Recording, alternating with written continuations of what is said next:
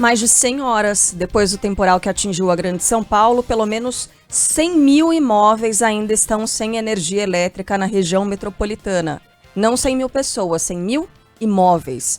A previsão da concessionária Enel, responsável pelo serviço, era de que a situação fosse totalmente normalizada até ontem à noite. Mas isso não ocorreu e o prazo foi descumprido. Sem energia e até sem água, moradores de algumas regiões afetadas fizeram protestos na terça-feira, chegaram a bloquear rodovias e também avenidas em São Paulo. Na região do Morumbi, objetos foram incendiados e um policial militar acabou baleado em uma dessas manifestações. Mais detalhes com ele. Diga, Lucas Belotti, bom dia. Bom dia, Carla, para você e para os nossos ouvintes. Protestos esses que aconteceram em diversas regiões da Grande São Paulo contra exatamente essa demora para se restabelecer a energia elétrica. Na Zona Sul, como você disse, um grupo colocou fogo em lixeiras e bloqueou a Avenida Giovanni Gronchi por mais de 3 horas. Um policial militar foi ferido com um tiro durante esse protesto, foi socorrido, não corre risco de morrer. Protesto esse que também complicou o trânsito em um horário que é de grande movimentação ali na via, que é uma das mais importantes da região. Inclusive, ainda há reflexos no início da manhã desta quarta-feira com um bloqueio parcial de uma das faixas. Ali também está uma das principais entradas para a favela do Paraisópolis, que é a segunda maior de São Paulo, a quinta maior do país. Os ânimos ficaram bastante exaltados durante os confrontos entre os moradores e a polícia militar. Ia morrer, vocês sobem então! Ia morrer, sobe! Calma, com a educação, nessa situação. Já pediu 4 vezes. Já pediu. Vai, faixa zebrada ali, ó. Cadê a sua? Cadê a sua que passou aqui, ó? Isso que a gente ouviu, um diálogo entre um dos policiais militares que participava da ação e um morador que teve que, inclusive, descer do coletivo e completar o caminho de volta para casa a pé. Mas não foi só na Zona Sul de São Paulo. Zona Oeste da capital, outra manifestação, essa na Avenida Escola Politécnica, que fica próxima da Universidade de São Paulo, a USP. Prédios da região também estão sem luz e sem água desde sexta-feira. A manifestação foi o último recurso para chamar a atenção da Enel, como conta a ouvinte que participou do protesto, a Natália Simões. Depois de diversas tentativas, a Enel veio 2 vezes na rua, olhou a instalação e o problema e foi embora. 2 vezes já. Uma das vezes, inclusive, eles ficaram parados mais de hora aqui na rua e não resolveram absolutamente nada. E, enfim, já abrimos diversos chamados, ligamos, a gente já se mobilizou por diversas formas para fazer o contato com a Enel e ter alguma solução e simplesmente não conseguimos.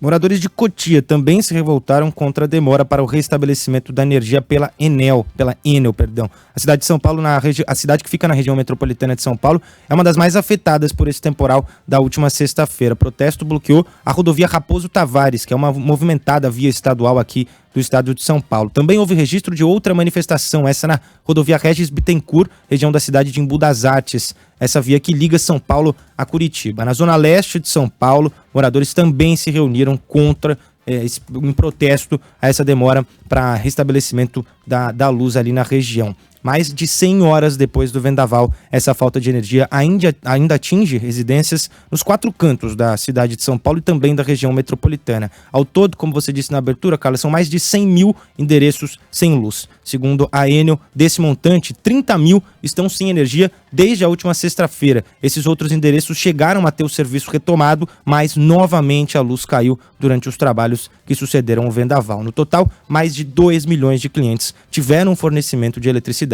interrompido em algum momento nesses últimos dias. 5 dias sem energia. Essa conta, gente, é inacreditável. E só a respeito ainda da Avenida Giovanni Gronchi, e na nossa programação local, é claro que a gente vai falar mais sobre isso, mas até agora de manhã, porque houve o protesto, o fechamento da avenida na Zona Sul, entre a Zona Sul e Zona Oeste de São Paulo, o fechamento por 3 horas da avenida. Agora pela manhã, ainda o fechamento parcial, porque vários objetos queimados ontem no protesto permanecem na pista, então tem uma interdição do corredor de ônibus que fica ali, então o trânsito está completamente travado. Agora pela manhã tem ouvinte escrevendo e já a gente fala mais especificamente desse ponto. Eu falei aqui que os moradores de São Paulo estão revoltados e com razão. É claro que ninguém está justificando a violência, estamos justificando a revolta dos moradores, estão mesmo. Porque não é só pela falta de energia e pela falta de água em muitos bairros, é pela sensação de que ninguém está tomando conta dessa situação, de que os moradores estão ao Deus dará.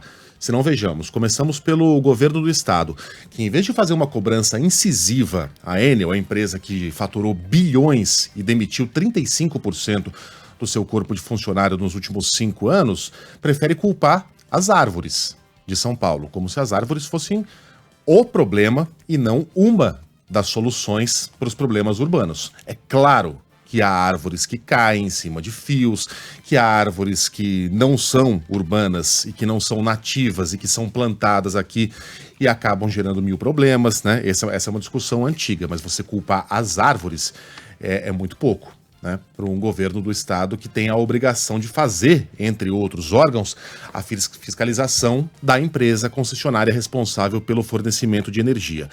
A prefeitura tá perdida que nem uma barata tonta. E o prefeito lá falou em taxa, na criação de uma taxa para enterrar os fios. Aí, alertado por um assessor, ele falou em contribuição voluntária. Aí, mais tarde, disse que não era nem taxa e nem contribuição. Percebeu que havia dito uma bobagem quando sugeriu que moradores contribuíssem caso quisessem os fios enterrados no seu bairro, no seu quarteirão, ele disse. Olha só. Os moradores entrariam com uma parte da grana, numa espécie de vaquinha, a prefeitura com outra parte, e enterraríamos os fios aos pouquinhos, sem perceber que ele estava ali propondo aquilo que a gente chama de corrupção. Por parte do agente corruptor, né, do ponto de vista desse agente, a corrupção é exatamente isso.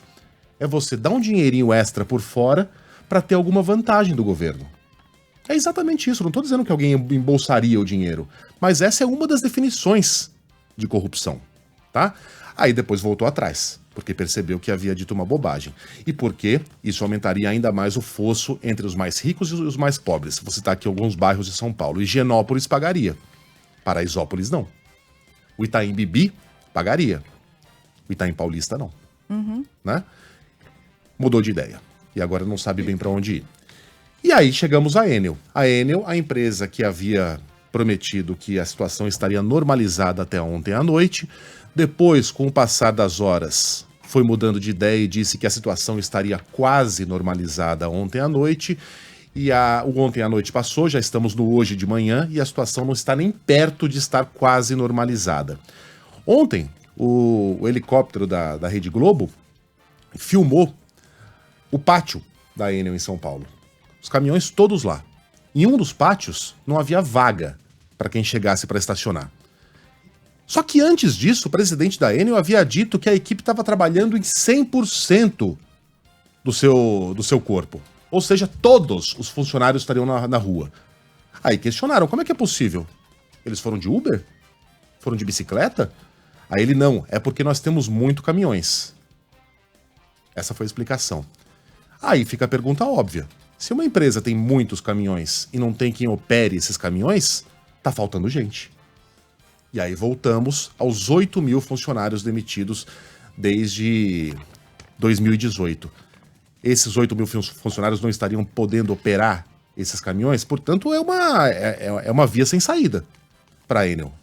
Fica bem difícil explicar por que esses 35% a menos de funcionários, até da antiga Eletropaulo, não estão fazendo falta nenhuma na hora de trazer a energia de volta ou de proteger a energia elétrica do paulistano e da região metropolitana de São Paulo no caso de um evento climático extremo. Extremo, como temos todos os anos, como o Fábio França fez o levantamento, né? Essa argumentação de que o vento de fato foi acima do comum, tá? De fato foi algo inédito, mas de que a culpa é do vento e do evento climático extremo. Isso não cola. Porque o Fábio já levantou que pelo menos uma vez por ano a Enel usa esses mesmos argumentos e essas mesmas palavras para explicar outras situações em que não conseguiu fazer com que a energia da população fosse retomada. Ou seja, não tem ninguém trabalhando de uma maneira competente e confiável em prol da população. O resultado é isso, né? A gente começa a ver a população se revoltando, passando muitas vezes do ponto. Balear policial é um negócio inaceitável. Mas com toda a razão, né, revoltada com o poder público e com a concessionária que administra o serviço aqui na cidade. Bom, ainda há falta de luz, como a gente disse, prejuízos contabilizados por moradores e comerciantes são praticamente incontáveis, e a Helene Freires tem as últimas informações. Bom dia, Helene. Bom dia, Megali. E além da falta de energia, a falta de água, né? Um outro problema que está atingindo bastante São Paulo. De acordo com a Sabesp, Companhia de Abastecimento do Estado, há vários pontos sem energia elétrica que afetam o abastecimento em trechos isolados de Cotia e Pirapora do Bom Jesus. A companhia continua trabalhando com abastecimento de locais críticos, utilizando caminhões-tanque e ainda recomendando o uso racional neste momento da água para o pessoal, para a população, priorizar apenas a alimentação neste momento crítico que a gente continua acompanhando. Pela nossa central de ouvintes, Ricardo Boechat, ainda há centenas de reclamações. O balanço último da Enel aponta que 107 mil imóveis ainda estão sem energia na Grande São Paulo. Desse total, 30 mil foram afetados diretamente por causa do temporal da última sexta-feira. A situação de Cotia é ainda muito delicada. Diversos bairros permanecem isolados por causa das quedas de árvores que impedem o acesso de veículos. Na estrada do museu, por exemplo, ainda há muitos galhos e até postes caídos desde a última sexta-feira. A situação ainda bem complicada. Por exemplo, quem nos relata é a moradora da cidade, Ana Paula Fávaro. Ela está sem energia e ainda cansada porque as previsões da Enel não são cumpridas. Eu ligo na Enel, eles ficam dando horários que não existem. Agora mesmo eu acabei de ligar. A moça ele simplesmente ligou o telefone na minha cara, porque eu falei que eles estavam mentindo em relação aos horários. Onde eu trabalho, que eu trabalho na rede municipal, não tem energia em uma das escolas. Assim, eu já perdi medicamento, perdi as coisas da geladeira, tá insuportável essa situação.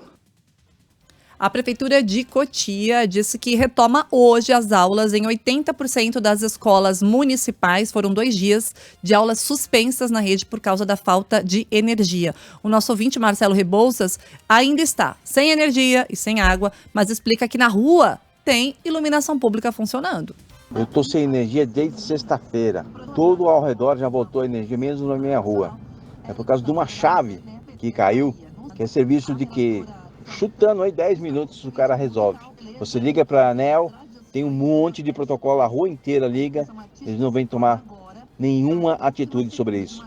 Além das dificuldades da região metropolitana, a gente está acompanhando também reclamações ainda de moradores, principalmente nas zonas oeste e sul da capital paulista, que ainda estão com falta de energia. Carla. Obrigada, Elaine. A Megali estava falando sobre o prefeito estar completamente perdido.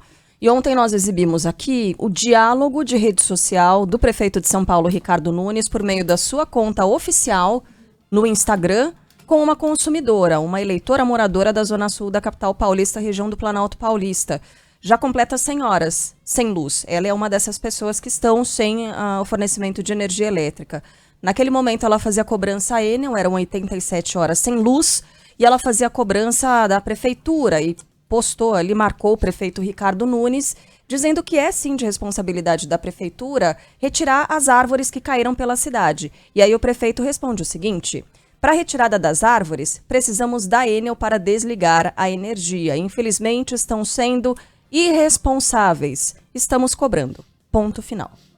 100 horas sem luz. Segue essa mesma moradora de São Paulo, e lembrando que ela registrou um imóvel na frente da casa dela com uma idosa que não conseguia sair de casa porque uma árvore de grande porte caiu e bloqueava ali o portão da casa dela.